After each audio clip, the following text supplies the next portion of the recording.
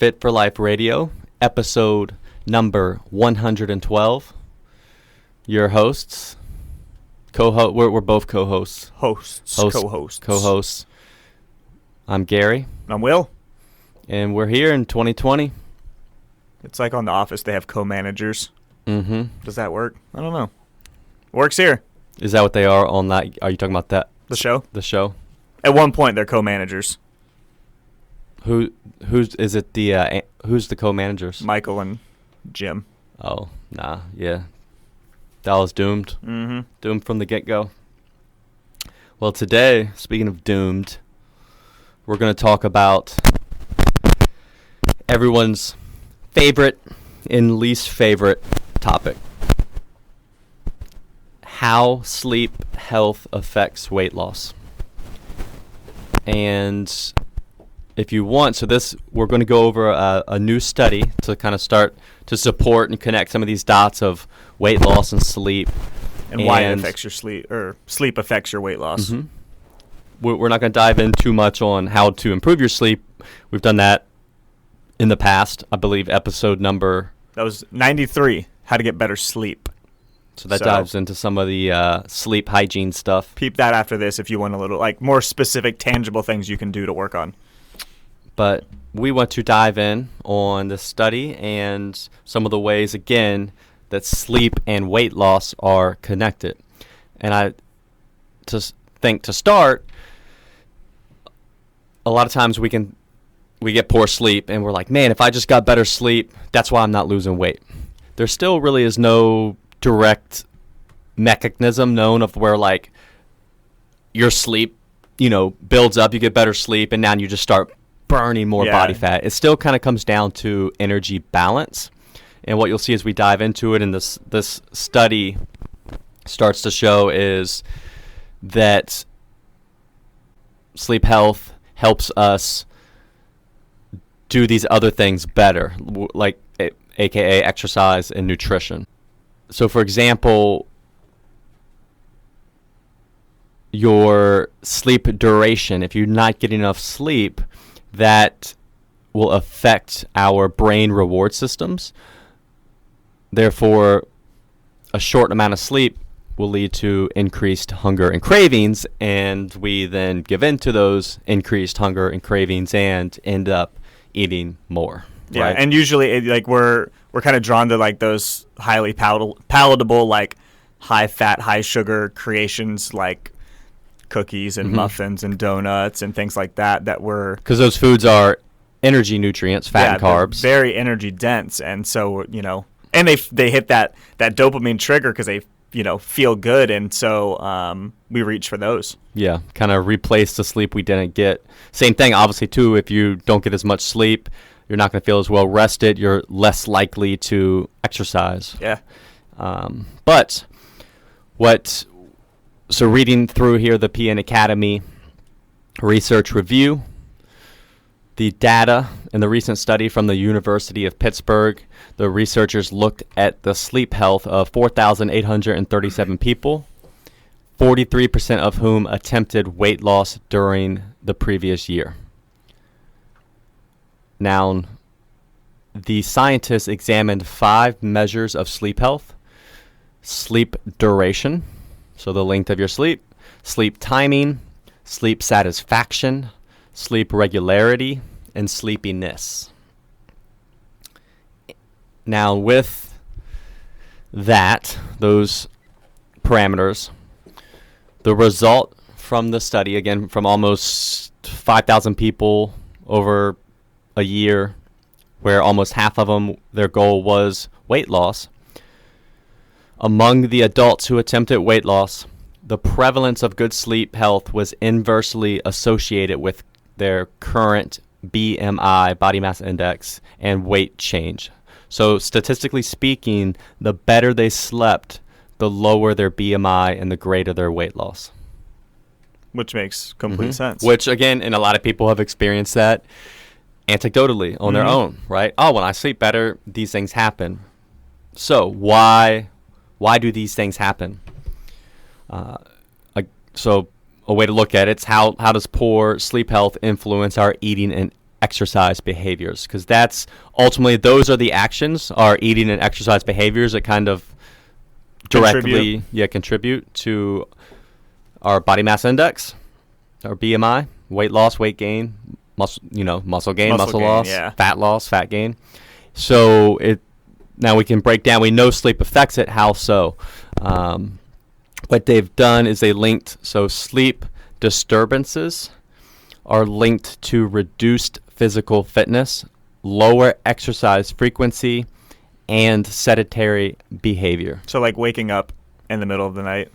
Mm-hmm. Or not sleeping through the night, or sleeping and probably getting soundly. a low quality of sleep, rolling around. So ultimately, you're just not getting much sleep. Yeah. Right. And it makes sense that, you don't get much sleep. You're going to not be less likely to go do physical stuff. Yeah. Right. And as we know over time, if you're not weight training, resistance training, you're going to have less muscle. That's going to affect your body mass, and your lean body mass, and a lot of other things.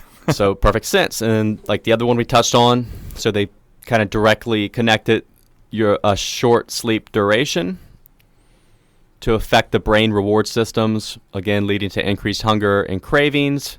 Like Will said, for high fat, high sugar foods, particularly, when we're having cravings, we're normally not reaching for egg whites. Nah, and I think you're more impulsive in general no sleep. Larger portion sizes and greater calorie intake, which that would make sense, because if someone's like, I'm not getting much sleep and I gain weight, well, you're more than likely that's leading to you overeating through one of these mechanisms of more cravings and giving into them, consuming greater calories. Yeah, your brain needs the energy, and you're kind of trying to dig yourself out of a hole.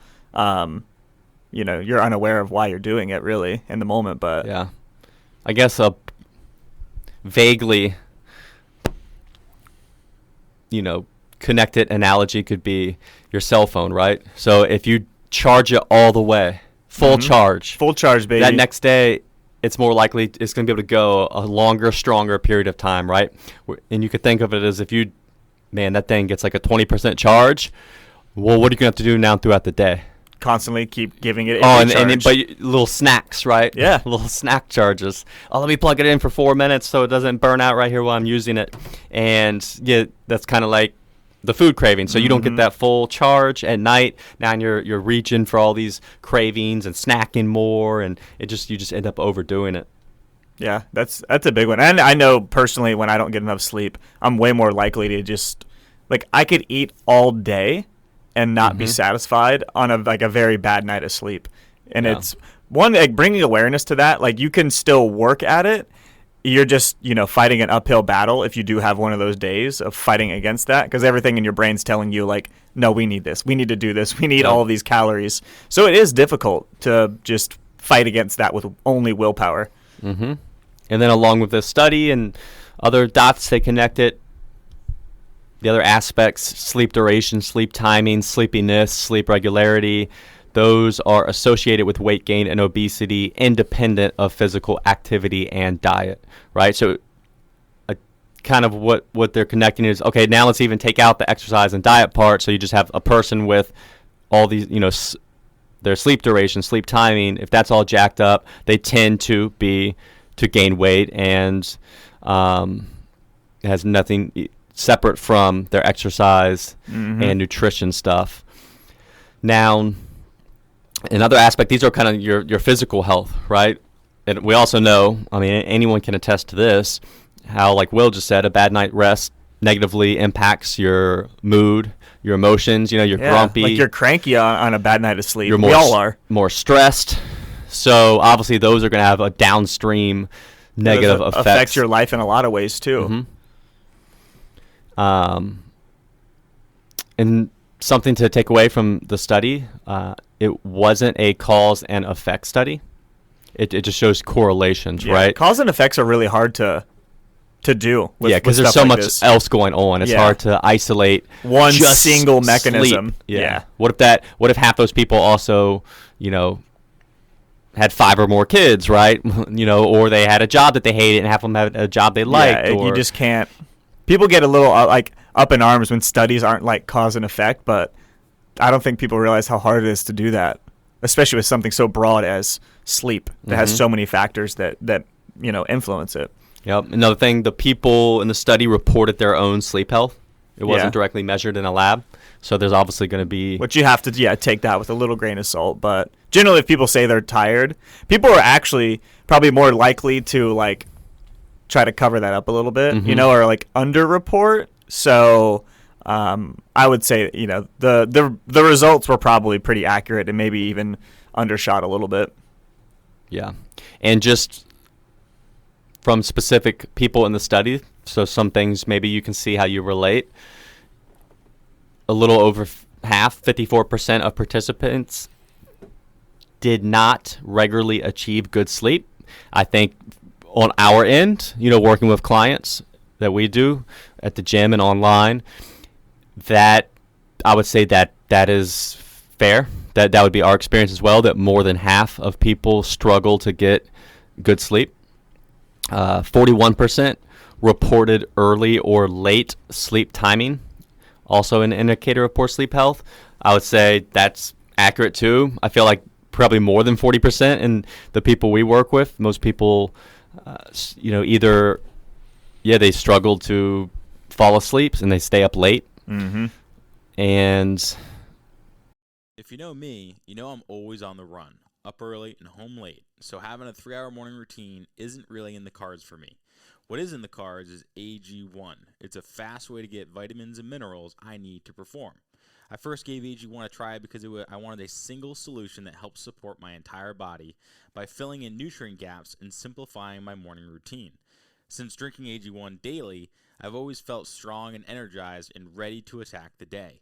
Not only does AG1 deliver my daily dose of vitamins, minerals, pre- and probiotics, and more, it's a powerful, healthy habit that's also powerfully simple. It's one scoop mixed in water once a day and every day. I know that AG1 is giving my body high-quality nutrition. Every batch of AG1 goes through a rigorous testing process, so you know that it's safe. And AG1 ingredients are sourced for absorption, potency, and nutrition density.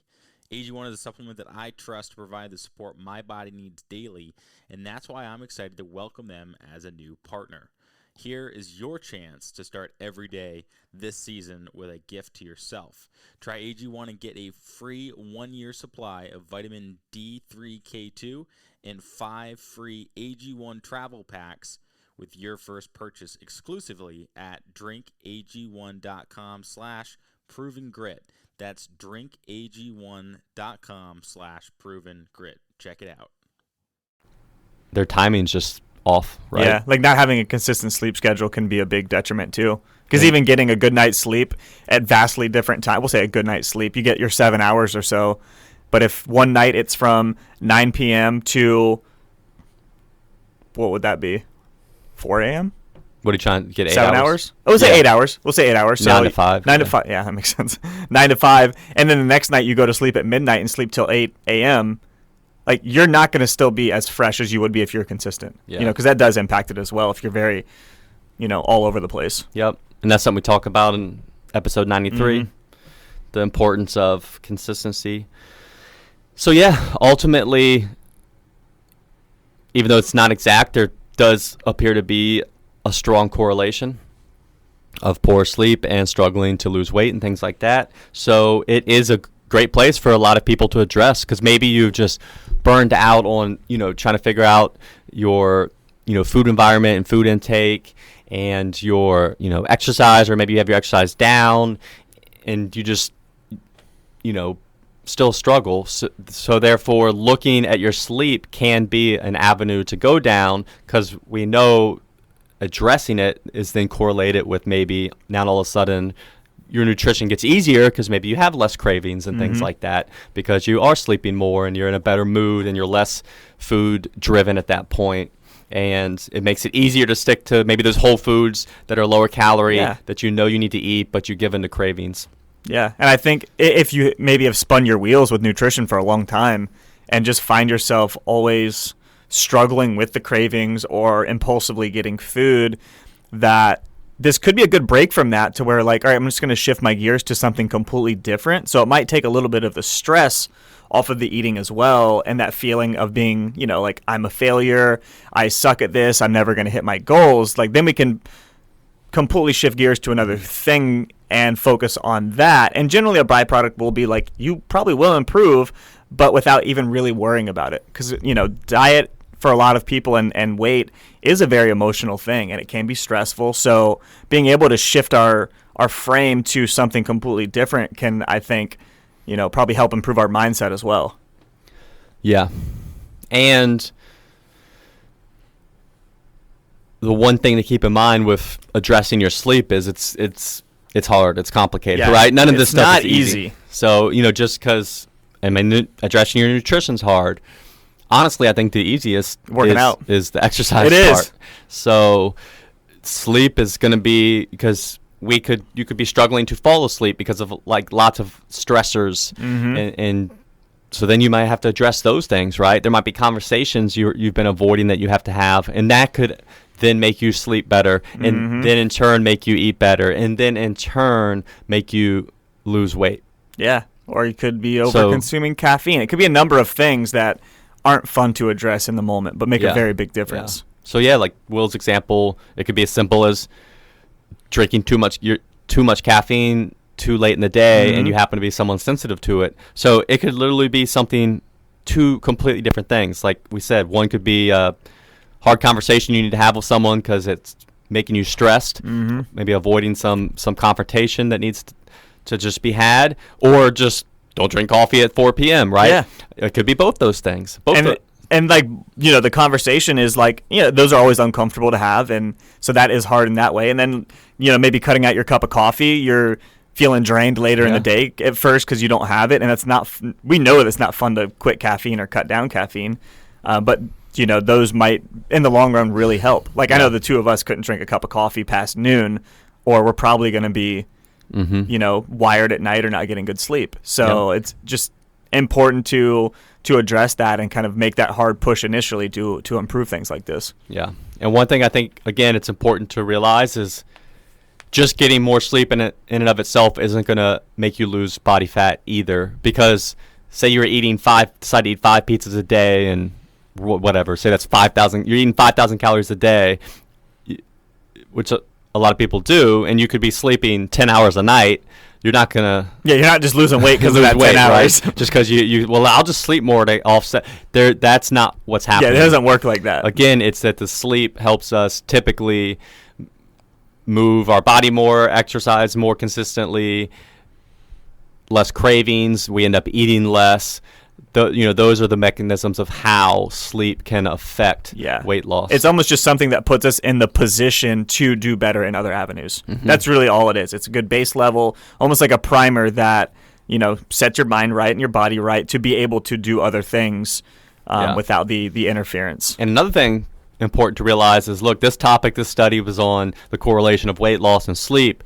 There is so many other benefits to getting good sleep. 100%. I mean, it's lack of sleep is tied to so many things. Well, now there's some stuff coming out.